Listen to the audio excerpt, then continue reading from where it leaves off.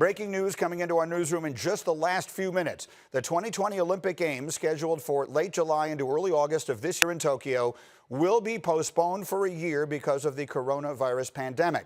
The IOC made that announcement after a meeting with the Japanese Prime Minister, who recommended the postponement. Jeremy Schaap covers the Olympics for us. He knows about as much about this stuff as anybody. And Jeremy, you've been saying for quite some time that this was inevitable, but now it is officially here. Take us through what happens from this point forward and what needs to be done now that this moves back a year.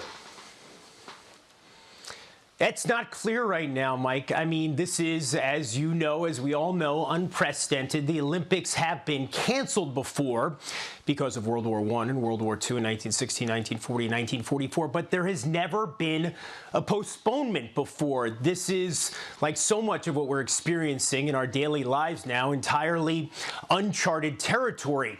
The presumption is that everything will just be pushed back a year, that the games will take place at some point during the summer of 2021. That means that, of course, individual countries are going to have to reschedule all of their qualifying processes. All of that stuff is just going to get pushed. But as you said, this was inevitable. There was no way for these games to proceed. It was simply too dangerous, bringing not only thousands and thousands of athletes to Tokyo this summer when this global pandemic right now, 4 months earlier at this time, is still raging, but the kind of resources it takes, the kind of manpower it takes to get the games up and running, there was simply too much danger. It couldn't happen. And I know this might be a very complicated question, but what are some of the hurdles that have to be jumped about just picking it up and moving it a year later? It seems clear with something that is this massive of an undertaking, there will be things they have to deal with. It's not just as simple as saying, all right, we'll do it next year. What are some of the biggest things they'll have to figure out? Sure. I mean, they're going to have to figure out broadcast schedules. They're going to have to figure out how things are going to schedules. They're going to have to scheduled to take place next year. But all of those things, as you know, as complicated as they might be, are surmountable. Whereas dealing with the coronavirus right now and everything we're talking about in terms of the risks to spectators, to athletes, to volunteers, to people working the games, that's something they wouldn't know how to deal with. The Olympics have been adaptable. As I said, they haven't had to postpone in the past, but they've changed the sequencing of the games over the years.